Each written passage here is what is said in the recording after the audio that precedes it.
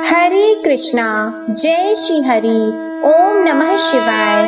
प्रिय भक्तजनों, आज बृहस्पतिवार के दिन आप बृहस्पति देव की बड़ी ही दुर्लभ कथा सुनेंगे। इस कथा को सुनने से भक्तों की सभी मनोकामनाएं भगवान बृहस्पति देव की कृपा से पूर्ण हो जाती हैं। तो आइए बड़ी ही श्रद्धा और प्रसन्न चित्त मन से इस कथा को सुनते हैं। भारतवर्ष में एक प्रतापी और दानी राजा राज्य करता था।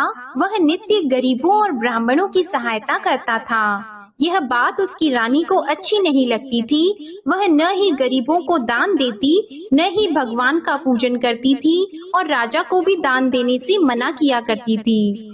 एक दिन राजा शिकार खेलने वन को गए हुए थे, तो रानी महल में अकेली थी। उसी समय बृहस्पति देव साधु वेश में राजा के महल में भिक्षा लेने के लिए गए और भिक्षा मांगी, तो रानी ने भिक्षा देने से इनकार कर दिया और कहा, हे साधु महाराज, मैं तो दान पुण्य से तंग आ गई हूँ। मेरा पति सारा धन लुटाते रहते हैं। मेरी इच्छा है कि हमारा धन नष्ट हो जाए, फिर न रहेगा बांस, न बजेगी बांसुरी। साधु ने कहा, देवी तुम तो बड़ी विचित्र हो। धन संतान तो सभी चाहते हैं, पुत्र और लक्ष्मी तो पापी के घर भी होने चाहिए। यदि तुम्हारे पास अधिक धन है तो भूखों को भोजन दो, प्यासों के लिए प्याऊ बनवाओ, मुसाफिरों के लिए धर्मशालाएं खुलवाओ। जो निर्धन अपनी कुंवारी कन्याओं का विवाह नहीं कर सकते, उनका विवाह करा दो। ऐसे और कई काम हैं जिनके करने से तुम्हारा यश लोक और परलोक में फैलेगा। परंतु रानी पर उपदेश का कोई प्रभाव नहीं पड़ा। वह बोली, महाराज आप मुझे कुछ न समझाएं, मैं ऐसा धन नहीं चाहती जो हर जगह बांटती फिरूं। साधु ने उत्तर दिया, यदि तुम्हारी ऐसी इच्छा है तो तथास्तु। तुम ऐसा करना कि बृहस्पतिवार को घर लीपकर पीली मिट्टी से अपना सिर धोकर स्नान करना, भट्टी चढ़ाकर कपड़े धोना। ऐसा करने से आपका सारा धन नष्ट हो जाएगा। इतना कहकर वह साधु महाराज वहाँ से आलोक हो गए और साधु के अनुसार कही बातों को पूरा करते हुए रानी को केवल 3 बृहस्पतिवार ही बीते थे कि उसकी समस्त धन संपत्ति नष्ट हो गई।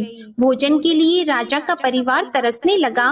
तब एक दिन राजा ने रानी से बोला कि हे रानी, तुम यहीं रहो, मैं दूसरे देश को जाता हूँ, क्योंकि यहाँ पर सभी लोग मुझे जानते हैं, इसलिए मैं कोई छोटा कार्य नहीं कर सकता।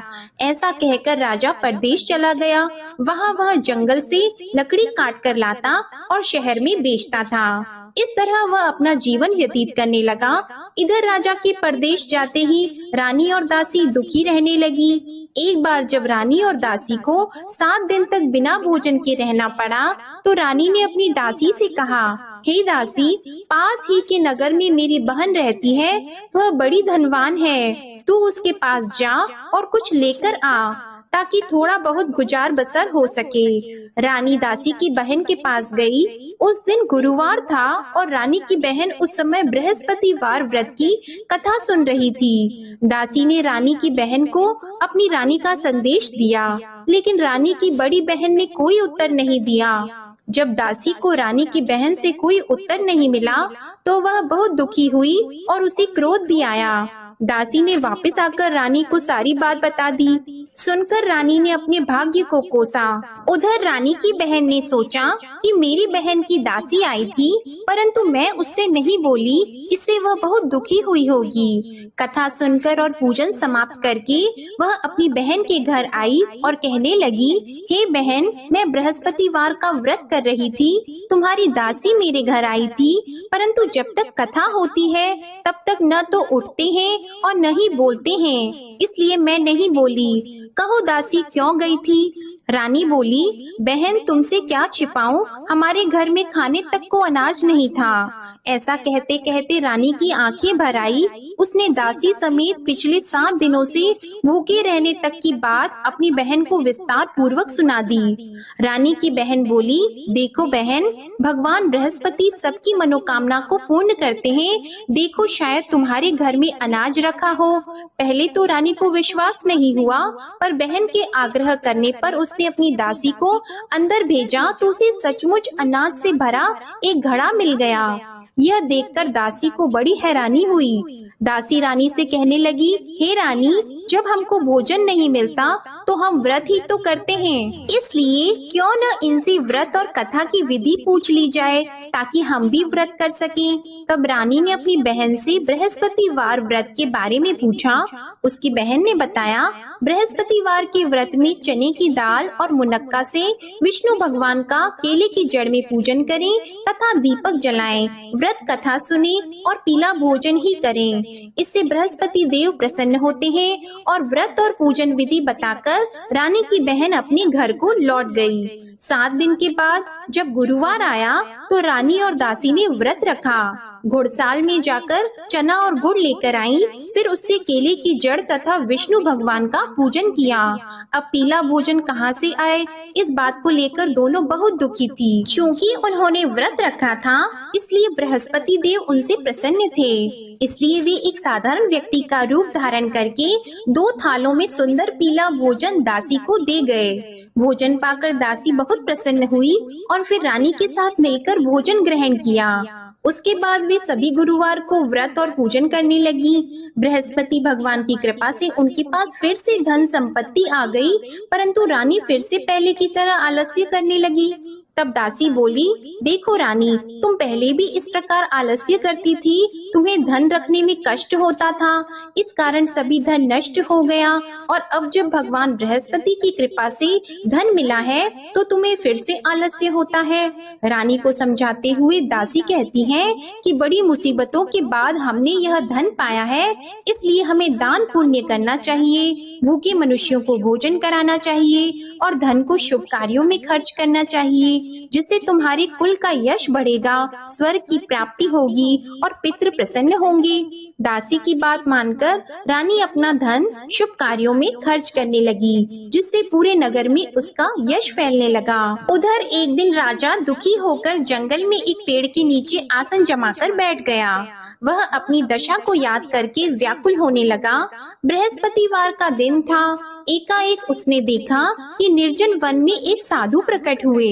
वह साधु वेश में स्वयं बृहस्पति देवता थे। लकड़हारे के सामने आकर बोले, हे लकड़हारे, इस सुनसान जंगल में तू इतना चिंता मग्न क्यों बैठा है? लकड़हारे ने दोनों हाथ जोड़कर प्रणाम किया और उत्तर दिया, महात्मा जी, आप सब कुछ जानते हैं, मैं क्या कहूँ। यह कहकर रोने लगा और साधु को अपनी आत्म कथा सुनाई। महात्मा जी ने कहा, तुम्हारी स्त्री ने बृहस्पतिवार के दिन बृहस्पति भगवान का निरादर किया है, जिसके कारण रुष्ट होकर उन्होंने तुम्हारी यह दशा कर दी। अब तुम चिंता को दूर करके मेरे कहने पर चलो तो तुम्हारे सब कष्ट दूर हो जाएंगे और भगवान पहले से भी अधिक संपत्ति देंगे। तुम बृहस्पति के दिन कथा किया करो, 2 पैसे के चने मुनक्का लाकर उसका प्रसाद बनाओ और शुद्ध जल से लोटे में शक्कर मिलाकर अमृत तैयार करो। कथा के पश्चात अपने सारे परिवार और सुनने वाले प्रेमियों में अमृत व प्रसाद को बांटकर खुद भी ग्रहण करो। ऐसा करने से भगवान तुम्हारी सब मनोकामनाएं पूरी करेंगे। साधु के ऐसे वचन सुनकर लकड़हारा बोला, हे प्रभु, मुझे लकड़ी बेचकर इतना पैसा नहीं मिलता जिससे भोजन के उपरांत कुछ बचा सकूं। मैंने रात्रि में अपनी स्त्री को व्याकुल देखा है, मेरे पास कुछ भी नहीं जिससे मैं उसकी खबर मंगा सकूं। और फिर मैं बृहस्पति देव की क्या कहानी सुनूं? मुझको तो कुछ भी मालूम नहीं है। साधु ने कहा, हे लकड़हारी, तुम किसी बात की चिंता मत करो। बृहस्पतिवार के दिन तुम रोजाना की तरह लकड़ियां लेकर शहर को जाओ। तुमको रोज से दुगना धन प्राप्त होगा, जिससे तुम भली भांति भोजन कर लोगे और बृहस्पति देव की पूजा का सामान भी आ जाएगा। बृहस्पति देव की कथा इस प्रकार है, सुनो। प्राचीन काल में एक ब्राह्मण रहता था। वह बहुत निर्धन था। उसकी कोई संतान नहीं थी। उसकी स्त्री बहुत मलिनता के साथ रहती थी। वह स्नान नहीं करती, किसी देवता का पूजन नहीं करती। इससे ब्राह्मण देवता बड़े दुखी थे। बेचारे बहुत कुछ कहते थे, किंतु उसका कुछ परिणाम नहीं निकला। भगवान की कृपा से ब्राह्मण की स्त्री के कन्या रूपी रत्न पैदा हुआ। कन्या बड़ी होने पर प्रातः स्नान करके विष्णु भगवान का जाप और बृहस्पतिवार का व्रत करने लगी। अपने पूजन पाठ को समाप्त करके विद्यालय जाती तो अपनी मुट्ठी में जौ भर के ले जाती और पाठशाला के मार्ग में डालती जाती। तब ये जौ स्वर्ण के हो जाते तो लौटते समय उनको बीन कर घर ले आती। एक दिन वह बालिका सूप में उस सोने के जौ को फटक कर साफ कर रही थी कि उसके पिता ने देख लिया और कहा, हे बेटी, सोने के जौ के लिए सोने का सूप होना चाहिए। दूसरे दिन बृहस्पतिवार था। इस कन्या ने व्रत रखा और बृहस्पति देव से प्रार्थना करके कहा, मैंने आपकी पूजा सच्चे मन से की है तो मेरे लिए सोने का सूप दे दो।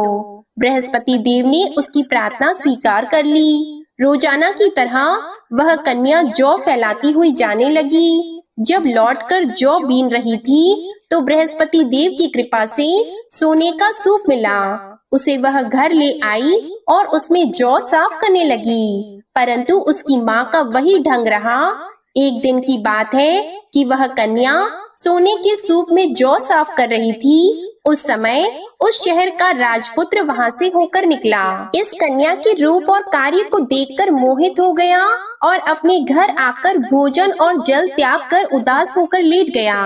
राजा को इस बात का पता लगा तो अपने प्रधानमंत्री के साथ उसके पास गए और बोले, हे बेटा, तुम्हें किस बात का कष्ट है? किसी ने तुम्हारा अपमान किया है अथवा और कोई कारण हो सो कहो, मैं वही कार्य करूँगा जिससे तुम्हें प्रसन्नता हो। अपने पिता की राजकुमार ने बातें सुनी तो वह बोला, मुझे आपकी कृपा से किसी बात का दुख नहीं है। किसी ने मेरा अपमान नहीं किया है, परंतु मैं उस लड़की से विवाह करना चाहता हूँ जो सोने के सूप में जौ साफ कर रही थी। यह सुनकर राजा आश्चर्य में पड़ गया और बोला, हे बेटा, इस तरह की कन्या का पता तुम ही लगाओ, मैं उसके साथ तेरा विवाह अवश्य ही करवा दूंगा। राजकुमार ने उस लड़की के घर का पता बताया। तब मंत्री उस लड़की के घर गए और ब्राह्मण देवता को सभी हाल बताया।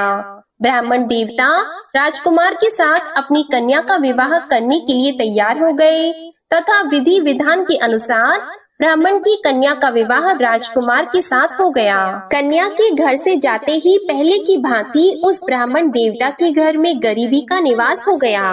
अब भोजन के लिए भी अन्न बड़ी मुश्किल से मिलता था। एक दिन दुखी होकर ब्राह्मण देवता अपनी पुत्री के पास गए। बेटी ने पिता की दुखी अवस्था को देखा और अपनी माँ का हाल पूछा। तब ब्राह्मण ने भी सभी हाल कहा। कन्या ने बहुत सा धन देकर अपने पिता को विदा कर दिया। इस तरह ब्राह्मण का कुछ समय सुख पूर्वक व्यतीत हुआ। कुछ दिन के बाद फिर वही हाल हो गया। ब्राह्मण फिर अपनी कन्या के यहाँ गया और सारा हाल कहा तो लड़की बोली, हे पिताजी, आप माताजी को यहाँ ले आओ, मैं उन्हें विधि बता दूंगी जिससे उनकी गरीबी दूर हो जाए। वह ब्राह्मण देवता अपनी स्त्री को साथ लेकर पहुँचे तो अपनी माँ को समझाने लगी कि हे माँ, तुम प्रातः काल प्रथम स्नान आदि करके विष्णु भगवान का पूजन करो तो सब दरिद्रता दूर हो जाएगी। परंतु उसकी माँ ने एक भी बात नहीं मानी और प्रातः काल उठकर अपनी पुत्री के बच्चों की जूठन को खा लिया। इससे उसकी पुत्री को भी बहुत गुस्सा आया। उसने एक रात को एक कोठरी से सारा सामान निकाल दिया और अपनी माँ को उसमें बंद कर दिया। प्रातः उसमें से उसे निकाला तो स्नान आदि करा के पूजा पाठ करवाया तो उसकी माँ की बुद्धि ठीक हो गई। इसके बाद वह नियम से पूजा पाठ करती और प्रत्येक बृहस्पतिवार को व्रत रखने लगी। इस व्रत के प्रभाव से उसकी माता और पिता बहुत ही धनवान और पुत्रवान हो गए और बृहस्पति देवता के प्रभाव से इस लोक के सुख को भोगकर अंत में स्वर्ग को प्राप्त हुए। इस तरह कहानी कहकर साधु देवता वहाँ से अंतर्ध्यान हो गए। धीरे धीरे समय व्यतीत होने पर फिर वही बृहस्पतिवार का दिन आया। लकड़हारा जंगल से लकड़ी काटकर किसी शहर में बेचने गया। उसे उस दिन और दिन से अधिक पैसा मिला। राजा ने चना गुड़ आदि लाकर गुरुवार का व्रत किया। उस दिन से उसके सभी क्लेश दूर हो गए। परंतु जब दोबारा गुरुवार का दिन आया तो बृहस्पतिवार का व्रत करना भूल गया। इस कारण बृहस्पति भगवान नाराज हो गए। उस दिन उस नगर के राजा ने विशाल यज्ञ का आयोजन किया था तथा शहर में ये घोषणा करा दी कि कोई भी मनुष्य अपने घर में भोजन न बनवाए, न आग जलाए। समस्त जनता मेरे यहाँ भोजन करने आए। इस आज्ञा को जो न मानेगा उसे फांसी की सजा दी जाएगी। इस तरह की घोषणा संपूर्ण नगर में करवा दी गई। राजा की आज्ञा के अनुसार शहर के सभी लोग भोजन करने गए, लेकिन लकड़हारा कुछ देर से पहुंचा, इसलिए राजा उसको अपने साथ घर लेके गए और ले जाकर भोजन करा रहे थे तो रानी की दृष्टि उस खूंटी पर पड़ी जिस पर उसका हार लटका हुआ था। वह वहाँ पर दिखाई नहीं दिया। रानी ने निश्चय किया कि मेरा हार इस मनुष्य ने चुरा लिया है। उसी समय सिपाहियों को बुलाकर उसको कारागार में डलवा दिया। जब लकड़हारा कारागार में पड़ गया और बहुत दुखी होकर विचार करने लगा कि न जाने कौन से पूर्व जन्म के कर्म से मुझे यह दुख प्राप्त हुआ है, और उसी साधु को याद करने लगा जो कि जंगल में मिला था। उसी समय तत्काल बृहस्पति देव साधु के रूप में प्रकट हुए और उसकी दशा को देखकर कहने लगे, अरे मूर्ख, तूने बृहस्पति देव की कथा नहीं करी, इस कारण तुझे दुख प्राप्त हुआ है। अब चिंता मत कर, बृहस्पतिवार के दिन कारागार के दरवाजे पर 4 पैसे पड़े मिलेंगे, उनसे तू बृहस्पति देव की पूजा करना, तेरे सभी कष्ट दूर हो जाएंगे। बृहस्पतिवार के दिन उसे 4 पैसे मिले। लकड़हारे ने कथा कही। उसी रात्रि को बृहस्पति देव ने उस नगर के राजा को स्वप्न में कहा, हे राजा, तुमने जिस आदमी को कारागार में बंद कर दिया है वह निर्दोष है, वह राजा है, उसे छोड़ देना। रानी का हार उसी खूंटी पर लटका है, अगर तू ऐसा नहीं करेगा तो मैं तेरे राज्य को नष्ट कर दूंगा। इस तरह रात्रि के स्वप्न को देखकर राजा प्रातः काल उठा और खूंटी पर हार देखकर लकड़हारे को बुलाकर क्षमा मांगी और लकड़हारे को योग्य सुंदर वस्त्र आभूषण देकर विदा कर दिया। बृहस्पति देव की आज्ञा के अनुसार लकड़हारा अपने नगर को चल दिया। राजा जब अपने नगर के निकट पहुंचा तो उसे बड़ा आश्चर्य हुआ। नगर में पहले से अधिक बाग, तालाब, कुएं तथा बहुत सी धर्मशाला, मंदिर आदि बन गई हैं। राजा ने पूछा, यह किसका बाग और धर्मशाला है? तब नगर के सब लोग कहने लगे, यह सब रानी और बंदी के हैं। तो राजा को आश्चर्य हुआ और गुस्सा भी आया। जब रानी ने यह खबर सुनी कि राजा आ रहे हैं तो उन्होंने दासी से कहा, हे दासी, देख राजा हमको कितनी बुरी हालत में छोड़ गए थे, हमारी ऐसी हालत देखकर वह लौट न जाएं, इसलिए तू दरवाजे पर खड़ी हो जा। आज्ञा के अनुसार दासी दरवाजे पर खड़ी हो गई। राजा आए तो उन्हें अपने साथ लेकर आई। तब राजा ने क्रोध करके अपनी रानी से पूछा कि यह धन तुम्हें कैसे प्राप्त हुआ है? तब उन्होंने कहा, हमें यह सब धन बृहस्पति देव के इस व्रत के प्रभाव से प्राप्त हुआ है। राजा ने निश्चय किया कि 7 रोज बाद तो सभी बृहस्पति देव का पूजन करते हैं, परंतु मैं प्रतिदिन दिन में 3 बार कहानी और रोज व्रत किया करूंगा। अब हर समय राजा के दुपट्टे में चने की दाल बंधी रहती और दिन में 3 बार कहानी कहते। एक रोज राजा ने विचार किया कि चलो अपनी बहन के यहाँ हो आवे। इस तरह निश्चय करके राजा घोड़े पर सवार होकर अपनी बहन के यहाँ को चलने लगा। मार्ग में उसने देखा कि कुछ आदमी एक मुर्दे को लिए जा रहे हैं। उन्हें रोककर राजा कहने लगा, अरे भाइयों, मेरी बृहस्पति देव की कथा सुन लो। वे बोले, लो हमारा तो आदमी मर गया है, इसको अपनी कथा की पड़ी है। परंतु कुछ आदमी बोले, अच्छा कहो, हम तुम्हारी कथा भी सुनेंगे। राजा ने दाल निकाली और जब कथा आधी हुई थी कि मुर्दा हिलने लग गया, और जब कथा समाप्त हो गई तो राम राम करके मनुष्य उठकर खड़ा हो गया। आगे मार्ग में उसे एक किसान खेत में हल चलाता मिला तो राजा ने उसे देखकर बोला, अरे भैया, तुम मेरी बृहस्पतिवार की कथा सुन लो। किसान बोला, जब तक मैं तेरी कथा सुनूंगा तब तक 4 हरैया जोत लूंगा, जा अपनी कथा किसी और को सुनाना। इस तरह राजा आगे चलने लगा। राजा के हटते ही बैल पछाड़ खाकर गिर गए और किसान के पेट में बड़ी जोर का दर्द होने लगा। उस समय उसकी माँ रोटी लेकर आई और उसने जब यह देखा तो अपने पुत्र से सब हाल पूछा और बेटे ने सभी हाल कह दिया। तो बुढ़िया दौड़ी दौड़ी उस घुड़सवार के पास गई और उससे बोली कि मैं तेरी कथा सुनूंगी, तू अपनी कथा मेरे खेत पर चलकर ही कहना। राजा ने बुढ़िया के खेत पर जाकर कथा कही, जिसके सुनते ही वह बैल उठकर खड़े हुए तथा किसान के पेट का दर्द भी बंद हो गया। राजा अपनी बहन के घर पहुंचा। बहन ने भाई की खूब मेहमानी की। दूसरे रोज प्रातः काल राजा जगा तो वह देखने लगा कि सब लोग भोजन कर रहे हैं। राजा ने अपनी बहन से कहा, ऐसा कोई मनुष्य है जिसने भोजन नहीं किया हो? मेरे बृहस्पतिवार की कथा सुन ले। बहन बोली, हे भैया, यह देश ऐसा है कि पहले यहाँ लोग भोजन करते हैं, बाद में अन्य काम करते हैं। अगर कोई पड़ोस में हो तो देख आऊं। वह ऐसा कहकर देखने चली गई, परंतु उसे कोई ऐसा व्यक्ति नहीं मिला जिसने भोजन न किया हो। अतः वह एक कुम्हार के घर गई जिसका लड़का बीमार था। उसे मालूम हुआ कि उनके यहाँ 3 रोज से किसी ने भोजन नहीं किया है। रानी ने अपने भाई की कथा सुनने के लिए कुम्हार से कहा। वह तैयार हो गया। राजा ने जाकर बृहस्पतिवार की कथा कही, जिसको सुनकर उसका लड़का ठीक हो गया।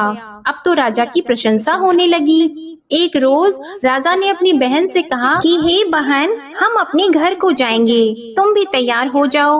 राजा की बहन ने अपनी सास से कहा तो सास ने कहा, हाँ चली जा, परंतु अपने लड़कों को मत ले जाना, क्योंकि तेरे भाई की कोई औलाद नहीं है। बहन ने अपने भैया से कहा, हे भैया, मैं तो चलूंगी पर कोई बालक नहीं चलेगा। तो राजा बोला, जब कोई बालक नहीं चलेगा तब तुम ही क्या करोगी? बड़े दुखी मन से राजा अपने नगर को लौट आया। राजा ने अपनी रानी से कहा, हम निर्वंशी हैं, हमारा मुंह देखने का धर्म नहीं है और कुछ भोजन आदि नहीं किया है। रानी बोली, हे प्रभु, बृहस्पति देव ने हमें सब कुछ दिया है, वह हमें औलाद अवश्य देंगे। उसी रात को बृहस्पति देव ने राजा से स्वप्न में कहा, हे राजा उठो, सभी सोच त्याग दो, तेरी रानी गर्भ से है। राजा को यह बात सुनकर बड़ी खुशी हुई। 9वें महीने में उसके गर्भ से एक सुंदर पुत्र पैदा हुआ। तब राजा बोला, हे रानी, स्त्री बिना भोजन के रह सकती है, पर बिना कहे नहीं रह सकती। जब मेरी बहन आएगी तुम उससे कुछ मत कहना। रानी ने सुनकर हाँ कर दिया। जब राजा की बहन ने यह शुभ समाचार सुना तो वह बहुत खुश हुई और बधाई लेकर अपने भाई के यहाँ आई। तभी रानी ने कहा, घोड़ा चढ़कर तो नहीं आई है, गधा चढ़कर आई है। राजा की बहन बोली, भाभी, मैं इस प्रकार न कहती तो तुम्हें औलाद कैसे मिलती? बृहस्पति देव ऐसे ही हैं, जैसी जिसके मन में कामनाएं हैं सभी को पूर्ण करते हैं। जो सद्भावना पूर्वक बृहस्पतिवार का व्रत करता है एवं कथा पढ़ता है अथवा सुनता है, दूसरों को सुनाता है, बृहस्पति देव उनकी सभी मनोकामनाएं पूर्ण करते हैं। बृहस्पति देव उनकी सदैव रक्षा करते हैं। जो संसार में सद्भावना और सच्चे हृदय से बृहस्पति देव का पूजन करते हैं, उनकी सभी मनोकामनाएं उसी प्रकार पूर्ण होती हैं, जैसे राजा और रानी ने बृहस्पति देव की कथा का गुणगान किया। उनकी सभी इच्छाएं बृहस्पति देव ने पूर्ण की। मनुष्य को हृदय से उनका मनन करते हुए जयकारा करना चाहिए। तो प्रेम से बोलिए, बृहस्पति देव की जय, विष्णु भगवान की जय, समस्त देवी देवताओं की जय। अब आप भगवान बृहस्पति देव की आरती श्रवण कीजिए। ओम जय बृहस्पति देवा, ओम जय बृहस्पति देवा, छिन्न छिन्न भोग लगाओ, कदली फल मेवा। ओम जय बृहस्पति देवा, तुम पूर्ण परमात्मा, तुम अंतर्यामी, जगत पिता जगदीश्वर, तुम सबके स्वामी। ओम जय बृहस्पति देवा, चरणामृत निज निर्मल, सब पातक हरता, सकल मनोरथ दायक, कृपा करो भरता। ओम जय बृहस्पति देवा, तन मन धन अर्पण कर, जो जन शरण पड़े, प्रभु प्रकट तब होकर, आकर द्वार खड़े। ओम जय बृहस्पति देवा, दीन दयाल दयानिधि, भक्तन हितकारी, पाप दोष सब हरता, भव बंधन हारी। ओम जय बृहस्पति देवा, सकल मनोरथ दायक सब संशय तारो, विषय विकार मिटाओ संतन सुखकारी। ओम जय बृहस्पति देवा, जो कोई आरती तेरी प्रेम सहित गावे, ज्येष्ठानंद बंद सो निश्चय ही पावे। ओम जय बृहस्पति देवा, ओम जय बृहस्पति देवा। प्रेम से बोलिए भगवान बृहस्पति देव की जय। बोलिए भगवान श्री लक्ष्मी नारायण जी की जय। आपको आज की कथा पसंद आए, आरती पसंद आए तो वीडियो को लाइक कीजिएगा, शेयर कीजिएगा, कमेंट में भगवान बृहस्पति देव जी की जय लिखिएगा और चैनल को भी सब्सक्राइब कीजिएगा। इसी के साथ आज आप हमारे चैनल पर मार्गशीर्ष मास महात्म्य की कथा और अघन मास की महालक्ष्मी व्रत कथा भी जरूर सुनिएगा।